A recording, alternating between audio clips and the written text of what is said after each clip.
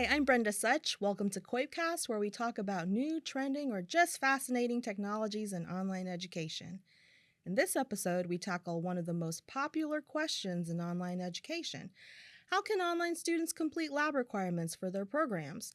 To help guide us through some possibilities is the master lecturer for the UF Microbiology Department and the Microbiology Lab Supervisor, Dr. Monika Oli. Welcome, Dr. Oli. Hello, Brenda. Hello. Dr. Oli, we like to get to know you and together move through the past, present, and future of online education through your lens. So in our first segment, Digital Origin Story, also DOS, could you please share what were your first memories with online education? So my first memories with online education were when I just started at UF teaching January 2011. And within probably about 6 to 8 months, my chair, Dr. Eric Triplett, said, we're going to put our bachelor's program online. And 2011. Yep. Okay. Or maybe early 2012. Sure. And so all of our lecture classes within a very short amount of time went online. Okay. And I said, well, we can't put the labs online because it doesn't work. So the labs, instead of putting them online, Right. we developed a boot camp lab so the students would actually come to campus and then do all the activities in a very short amount of time, 10 days first and then 5 days later. So we did that for a couple of years. And then the 10 days were too long for some students because a lot of our online students had families or jobs or lived abroad. So it was hard for them to be here for 10 days. So I developed an online prep lab, the Lab Skills Bootcamp, what it was called. And so we did the preparation to get ready for the lab, and some of these tools that can be taught online, obviously, like bioinformatics, data analysis. And then they came to campus for 5 days. So that was the beginning of my online career. So it sounds like you were given this ask to take all these courses online. Before then, did you have any exposure to online education or no? Nobody in the department had. Nobody. And then, so how did you then? I think I'm asking this because sometimes when we talk to people, they have experiences where either they were a student or a faculty member who, had to be engrossed in the online environment, that you're going from no online experience to then needing to be. So how did you even start finding out what would be good ideas for things to go online? How did you get that education so quickly? So I think being a scientist, I'm always curious about how things work and how things are done. And when I was tasked, to put part of it online, I suggested that, I just found people who would help me. I found instructional designers and I found people who did videos. And so, UF is amazing in terms of resources for online teaching. It's absolutely fantastic. And so I found people to help out. And I brought the ideas and then they helped me shape them a little bit. Okay. And it worked out all right. Okay. Well, that's actually a nice segue to our second segment, which is called Bits and Bytes, where we want to know a little bit more about your experiences with the labs and online education. So please walk us through when you were first, again, helping the students get online, knowing these requirements. You just mentioned what that experience started off like, but maybe some more details of what was step 1 for you, step 2, etc. So after the first Lab Skills Bootcamp class I taught online, I developed another class after I was on sabbatical, or my husband was on sabbatical, and I developed a class called Microbes Without Borders. And that was an online class, and it was developed for the International Scholars Program. And then also it was a dual enrollment class for high school students. So it was really fun and was like, interactive, and I did activities at home, and I did a travel map, and I had some projects. So that was fun. And again, I had help from instructional designers, I think from COIP, which was really fantastic to work with your group. And it's just, really so much skill and talent you have. And it just was a really good class and looks good and feels good. And so we've been teaching that for a while. And, at that point, I still said to my boss, because he mentioned, should you teach lab online? It's hard for the students to come. And I was like, well, if you ask me to teach labs online, I'd maybe quitting. And That was a deal breaker, that was everyone. a deal breaker That's for when we almost everybody, lost because Dr. Oli. that's what most people said, right? Before Right. the pandemic, That's things right. weren't possible. That's right. And then came March 2000, and I was in Costa Rica, and I got an email from my boss and said, "Well, do you think we could put labs online now?" You didn't give up.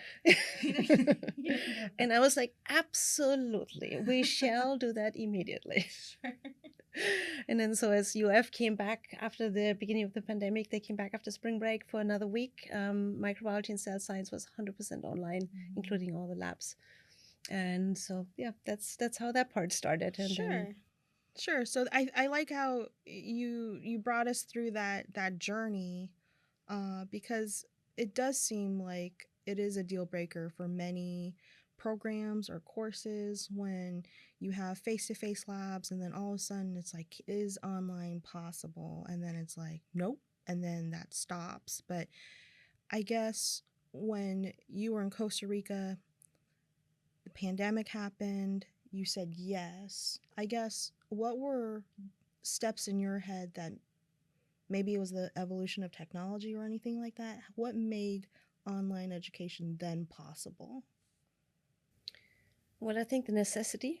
Sure, that is a huge makes a lot of things that's happen. huge, yes. And our own safety of instructors, Sure, obviously. of course. But then also, I think I'm a fairly creative person. Yes. My wheels started spinning, Okay. and I was like, so what can we actually do online? Okay. And I did tons of research and looked up all different opportunities. And so the online labs went through a couple of different reiterations. First, we worked with a company, with an outside provider, because we have 1,000 students a semester, so it's impossible to make our own kits. No, Right. it was a big operation. Okay. So 1,000 Okay. students a semester was a lot. Okay. And so we used an outside provider for some of the other classes. But then, I'm sorry, may I pause you? So when you're saying thousands of students with courses, how many courses are we looking at right there now? are 3 different labs, Three different labs. levels Okay, of lab. got it. Okay. And so the pandemic finished, everybody went back in person. But then we kept, for our online students especially, we kept a section of online labs, and we just shipped, I think the second batch went out today, 40 kits, and they're like big boxes with all sorts of ingredients and cultures and loops and pipettes and all sorts of different experiments. And so we shipped out the boxes for our 40 students who will take the lab in the fall. And then that's part of, I guess, their fee, lab fees for the course. Right. Okay. Yeah. So it sounded like you employed an outside source to help with that. Initially, now we make them in-house. Now you make them in-house. Yeah. Wow. Okay. Yeah, we have a whole group of lab staff, and they're fantastic. And then you package these care packages, these labs, to the students. Is there anything else that you all employ to make the online component? Yeah. So one thing about a lot of people, when they send out kits, they don't expect something to come back. But because we have valuable things in there, like we give them 3 real micropipettes, what you use in the lab, and other tools, so they're actually sending the box back. So they get a return slip in the box, and then at the end of the lab they send the kits back. And they get like a little microscope and all sorts of stuff. So it's pretty cool. That's a great souvenir. Yes, it's pretty cool. How much are one of those? I was like, maybe I'll get one too.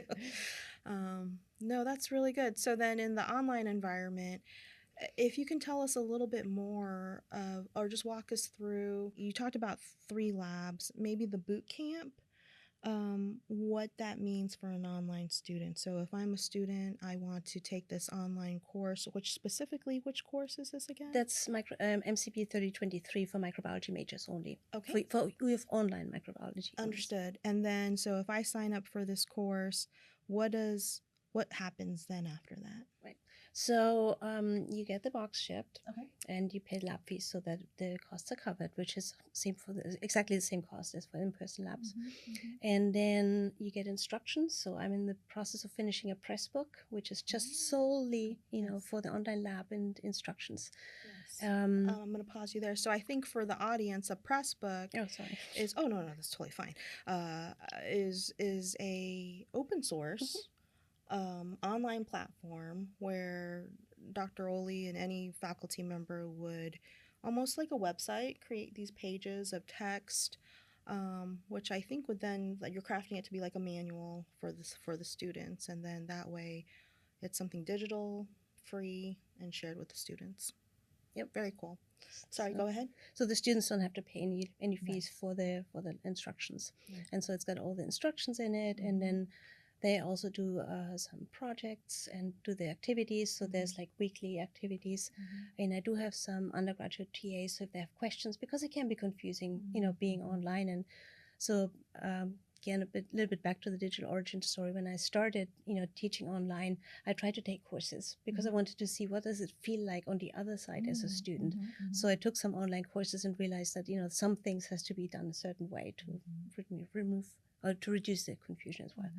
So yeah, and then they're online, and then they take an exam, a midterm exam, just like they do in person, and they have to videotape themselves because I need to make sure that they are actually doing the work, right? Right. So they have to videotape themselves doing the activities, and then upload that as a part of the exam. But it's been working well, and then again, to avoid any kind of plagiarism or somebody else doing the work, is they have to authenticate everything. So whenever they do work, they have to have the ID on the table so that they know that they're actually doing the work and not, somebody else. And But now I think they're learning a lot from the activities. Well, that's good. And then how many semesters, or It's just one semester. It's a whole semester, right? And then how long have you been doing that type of format? So that's now in its second year. So again, it's as I said before, Different it's never finished. iterations, It's always improvements and changes. No, that's good. But they follow pretty much the same curriculum as our students in the lab. Okay. And so we adapted a lot of things what we do in the lab, for the online environment. And it's all approved by environmental health and safety, so they're safe even handling bacteria at home. We send bacteria, and they're doing all that at home as well. Also, for X amount, you can get microscope, a microscope and bacteria. So that's a great deal. So then, with the online part, you said you took online courses. Now, can you speak a little bit? I think what you're referencing to the students' online experiences, their experiences in Canvas, the learning management system. Can you walk us through a little bit of how you organized that part of the learning experience? Right. So it's usually just the introductions and the basic information first. And then the first part of the lab is our skills and tools. So they learn, all the basic skills. And then they go into diagnostic microbiology. And that's through like readings or from your manual? From the manual and videos, yeah. Okay. So we have videos for all the activities. So again, I'm trying to employ UDL, Universal Design of Learning, so that, we have for those who like to read, we have, the materials to read. For those who like visual, and they do it visually. And then for the tactile ones, they're actually doing all the activities. So I'm trying to address, everybody's learning needs as well, which I've learned a lot about, which is pretty cool. So we're trying to be really accommodating, especially because, a lot of students have jobs and kids and all sorts of things. So we want to make sure that we, make sure that it works for them as well. That's good. And we have undergraduate teaching assistants who help the students. If they have any questions, they can reach out, rather than me answering texts 24/7. We have TAs as well who are helping out with that as well, which is fantastic. So that does seem like it's work, but it seems like it's working. Absolutely. And it's worth it. That's the most important thing, that they're learning and that they get a good education. Yes. And we had online students who, it's actually really fantastic because they get jobs. Either they, some of them go to medical school or dental school, some get jobs in labs. Even they have an online degree, but they can still be extremely successful in the sciences, which is great to hear. That is really encouraging, especially for an instructor who works so hard. I know that I can hype Dr. Oli up. She really does work really hard. And then I think something that we've also talked about in the past is that you have this online lab experience, but you also have online students come and do an in-person lab, I think, for 5 days. Yeah, the bootcamp lab is still going. Yeah, so they have a choice now. If they're able to come, they can come to campus, and it's like a 5-day, 8 to 5, Saturday through Wednesday, where they come. They stay in Gainesville, and then they're in the lab all day long, and they're just really immersed. And it's great to watch them because you can just see them, light up and see how they understand what's going on. So that's a fun one to teach as well.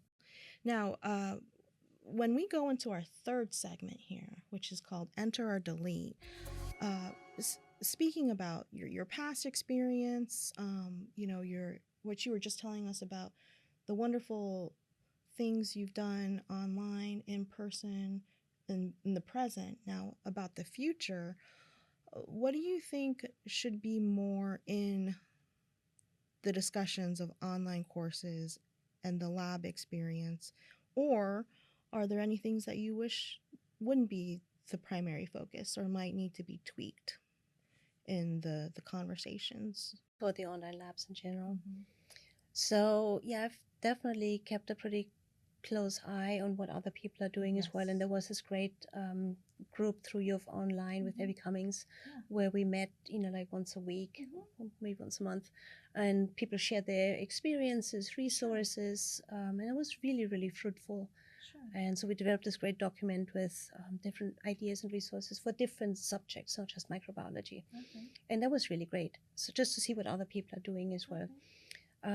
Sorry, when you said resources, what kind of like online readings or Well, what type of resources? Everything from experiments we're doing at home to simulations to companies to, like all different type of resources, papers that were published on something.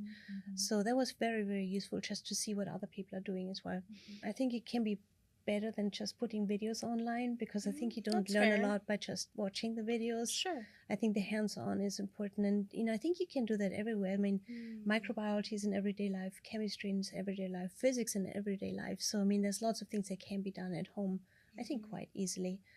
I've tried out various different commercially available simulations where you just click buttons and do things. I'm not very excited about them, and I did a survey and my students weren't very excited either. So I think some of it is technology. I think once virtual reality or augmented reality comes a little bit further, I think that would be a better idea than just clicking on different buttons. But it's better than just videos, I guess. And then I think really trying to be creative for everybody who's tasked with this. I mean, it's a lot. It's a ton of work. It's really a ton of work. But it's rewarding to see what you can do and what the students learn. I think that's, for me, it's the most important, to have student excitement and student learning and making sure that that's happening. And then back to that creativity, what would you recommend to other faculty members, maybe at other universities or even at the University of Florida, on how to cultivate, I guess, that creativity and thinking about online labs? I think one thing would be, to talk more to each other. I think we're all sort of a little bit like lonely wolves who do our own stuff and maybe our own team, but we don't cross-fertilize ideas across departments and colleges. I think that would be a really good idea, just to have like a team, like people who teach lab, to share experiences, and even if it's different subjects, but, the execution can be the same in some ways. Okay, well, thank you so much for taking the time to talk to us, Dr. Oli. Thank you, audience, for listening to us at COIPcast. Until next time.